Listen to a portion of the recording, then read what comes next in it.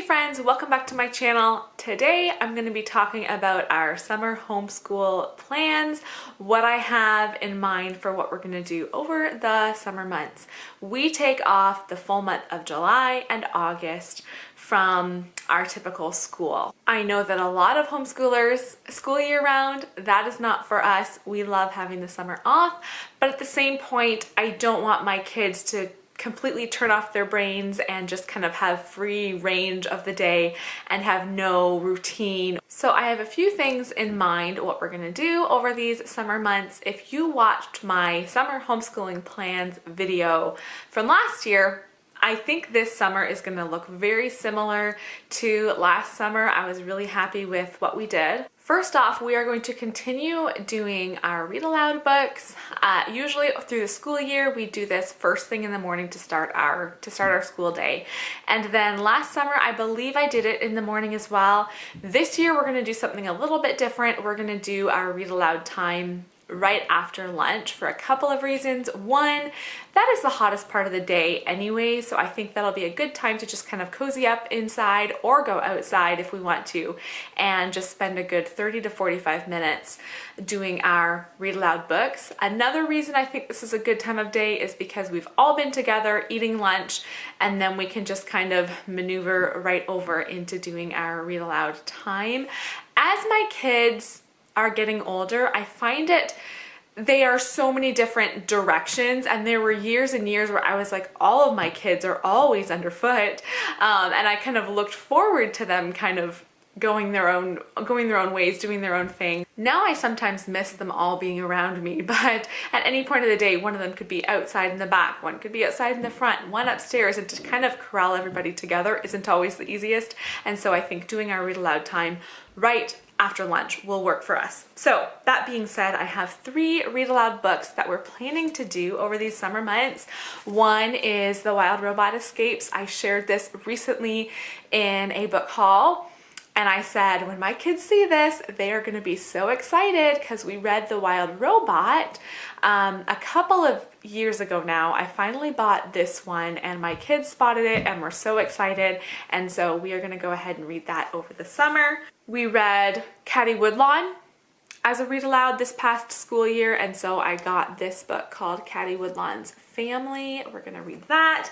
And then the third book I have planned for us to read is this book I also shared recently in a book haul, this book by Karen Kingsbury. I was gonna give this to my oldest 2 kids to do as an assigned reader next school year, but I really enjoy Karen Kingsbury's adult books, and they are about this same family, the Baxter family.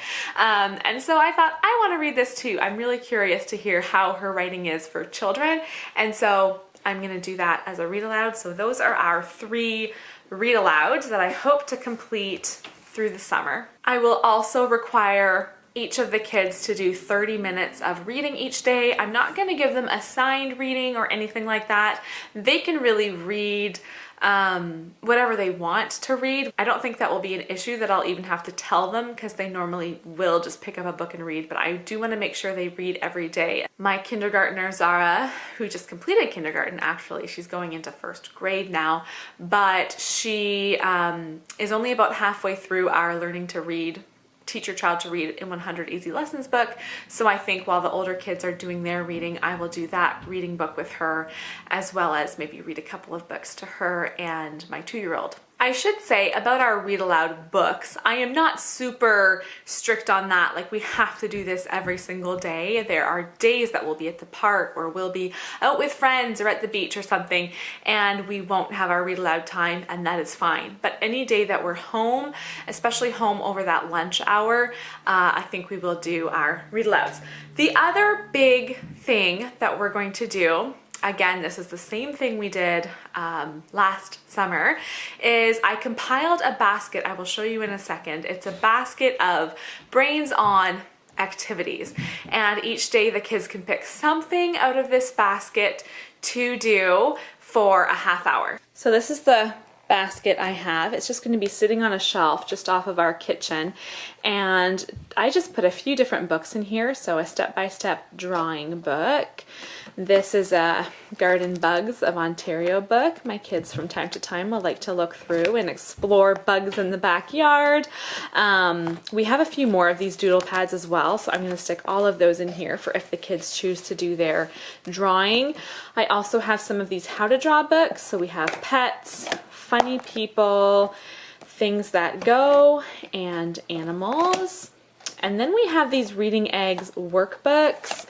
So the kids have done some of this, but there are a lot of empty pages too. So if they're looking for something like worksheets to do, I have the 1st grade, 4th grade, and 2nd grade books.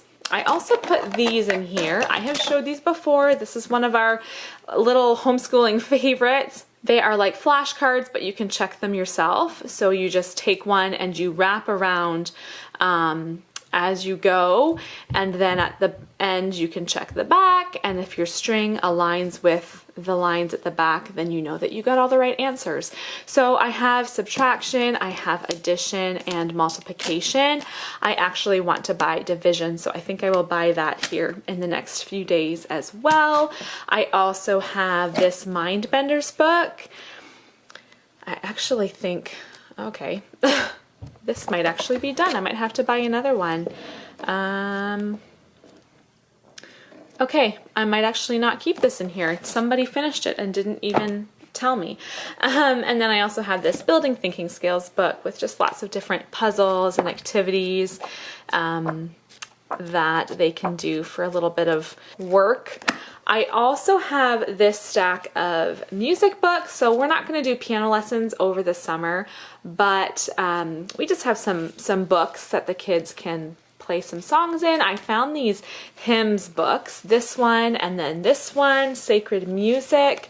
I actually think these are from my mother-in-law. I found these on our shelf and I was like, I don't remember these. And then I remembered her giving me some of her old books. So I have that Sacred Music one, and then this My Piano hymn book as well that the kids can do for their kind of music time, brains on time if they want to play the piano. And then I have some just other kind of fun songs, so Disney songs. This one is popular songs, a lot of titles that the kids would recognize and enjoy playing. Yes, a couple of Christmas books, because my kids have no problem playing Christmas songs anytime.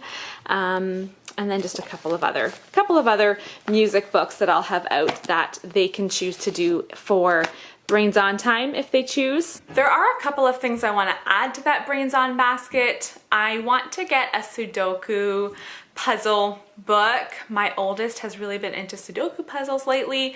Probably like a crossword or word search book or something like that I want to add to this basket. So those are mostly just books I have in this basket. If they find something else they want to do, like a puzzle, or if they want to do a craft, if they want to make something, that can also be counted as their Brains On time. But I do want each of them to spend 30 minutes on Brains On time.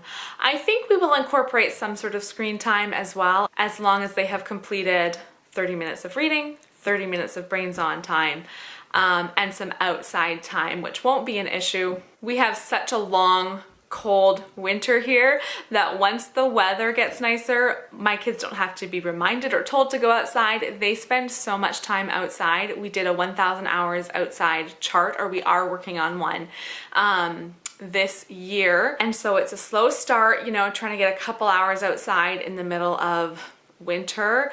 But as soon as the weather warmed up here, we are easily spending 6 or 7 hours a day outside. So I know that that will continue over the summer. So that's just a little look at what we're going to be doing this summer as far as educational stuff, how we're going to try to keep our kids, yes, exploring and playing, but also doing a little bit of thinking as well. Let me know down in the comments below what you do in the summer, or if you school year round.